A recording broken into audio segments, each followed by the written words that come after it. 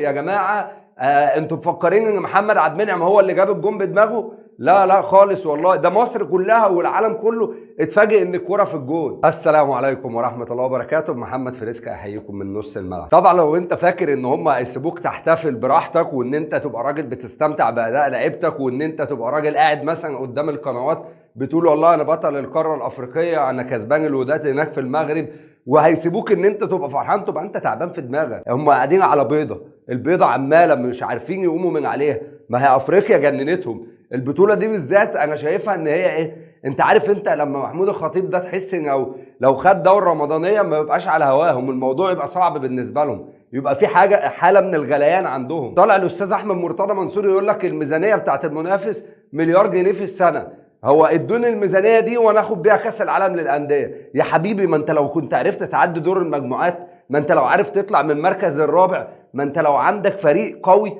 هيجي لك حقوق رعايه وهيجي لك فلوس وهيبقى في موارد للنادي داخله. لكن انتوا ناس قاعدين بتتكلموا على النادي الاهلي بس، بتجيبوا سيره النادي الاهلي بس، قاعدين بتتكلموا على انجازات النادي الاهلي بس وبتحاولوا تخلوها ان هي مش موجوده. وبعدين برضو الكابتن عامر حسام ميدو بيقول لك انا اتفقت انا وامير هنعمل مشروع هيخلي نادي الزمالك هيبقى اغنى نادي في الشرق الاوسط. في اللقطه دي انا احترمت الكابتن احمد حسام ميدو، عارف ليه؟ بالرغم ان انا عارف ان هو بيقولوا جمهور الزمالك عارف ان المشروع ده هيطلع فنكوش، بس الراجل بيقول لك انا بفكر ان نادي الزمالك ما جابش سيره النادي الاهلي. ولكن لما يطلع اساسا المفروض ان هو مش عارف هو رئيس النادي ولا هو ماسك ايه جوه ولا بس يعني هو طلع عمال يقول لك ايه، انا من مجلس اداره نادي الزمالك اللي قاعدين جنبي دول، انا بقول لكم اهو انا المجلس بالكامل فوضني ان انا اكون رئيس قسم الفول والطعميه والبتنجان في نادي الزمالك واداني كل الصلاحيات الكامله. طبعا هزاز الرؤوس قاعدين، ما هزاز الرؤوس مش في قناه نادي الزمالك بس، لا وكمان ما بيقتصرش على كده، ده كمان مع اعضاء مجلس الاداره. خد عندك دي، ده انا كده بوريك حاجات بس معينه من اللي حصلت على كل القنوات الزملكاويه،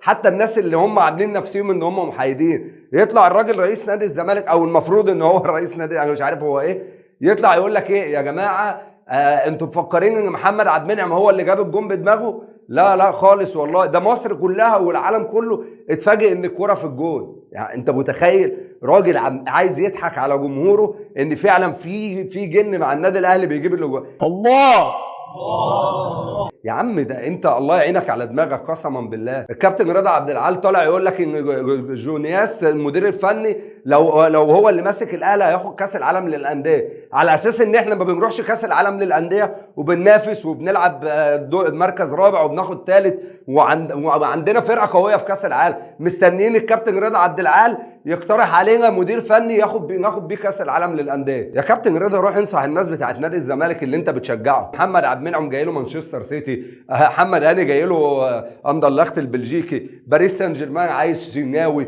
وزي ما تكون عارف انت آلة إعلامية متسلطة على لعيبة النادي الأهلي عشان تشتتهم، عشان ما يروحوش كاس العالم للانديه يعملوا نتائج كويسه، عشان ما نفكرش ناخد ال 12. فانا مش فاهم ايه الفكره ان النادي الاهلي نادي البطولات، هو جايب اللعيبه دي عشان ياخد بيها بطولات، واللعيبه دي بتاخد ارقام كويسه جدا. والنبي عم حبوسه كده بالله عليك هات لي الاستاذ الاعلامي اسلام صادق كده، شوف بيقول ايه على جمهور النادي الاهلي وهرجع لكم تاني. فتبدا انت تردد ما يردده الجماهير. لا، هنا حضرتك تقلع التيشيرت او الجاكيت بتاع المسؤول وتروح تقعد مع الجماهير، تخليك بقى ايه زيك زيهم. تبقى انت بقى تقول براحتك الالفاظ، تقول براحتك طريقه التشجيع المعينه، لكن في نفس الوقت مش عشان انت عايز تكسب ود الجماهير تقوم انت تردد الكلام الغير مهذب.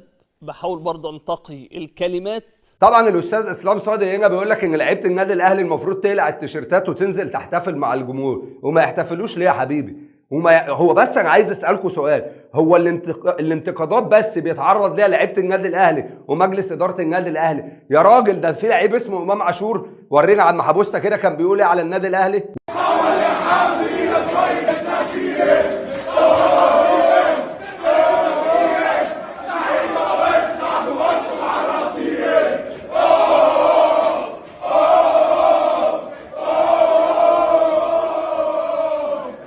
والله العظيم اقسم بالله لا يستجرأ واحد من الناس اللي قاعدين في استوديوهات مصر دي كلها ان هو ينتقد اداء نادي الزمالك. عارفين ليه؟ لان مرتضى منصور كفيل ان لو واحد طلع يتكلم على نادي الزمالك هو عارف هيحصل فيه ايه. لكن انتوا قاعدين تتكلموا على محمود الخطيب. اصل الكابتن صالح سليم لو كان عايش ما كانتش اللعيبه قال الكهرباء عقده صح. اصل الكابتن لما ما كانوش غنوا سطلانه. ده الراجل رئيس نادي الزمالك بيقول لك لو لعيبه نادي الزمالك طلعت غنت سطلانه همشيها، لو الجمهور اللي قاعد في المدرجات في ماتش القمه غنى سطلانه هنسحب من القمه. قد ايه انتوا عندكم حاله من الجنان من بعد ما الاهلي خد بطوله افريقيا. وبس كده يا عمنا، السلام عليكم.